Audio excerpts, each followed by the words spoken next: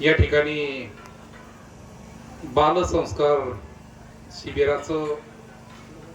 16 दिवसापासून आयोजन केलं आणि आज या शिबिराची सांगता होत असताना ज्यांच्या अमृतवाणीमधून या ठिकाणी आपण हा कार्याचा प्रसंग या ठिकाणी श्रवण करणार आहे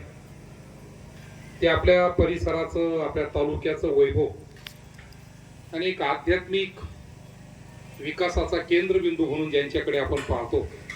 असे हरिभक्तपरायण पंढरनाथ भाऊ पगार महाराज या ठिकाणी ज्यांनी शिबिराचं आयोजन केलं ते हरिभक्तपरायण रामेश्वरजी महाराज ज्यांच्या शाळेमध्ये हा आयोजन सोहळा संपन्न होतोय असे आमचे एक अत्यंत विश्वासू असलेले पदाधिकारी सूर्यवंशी सर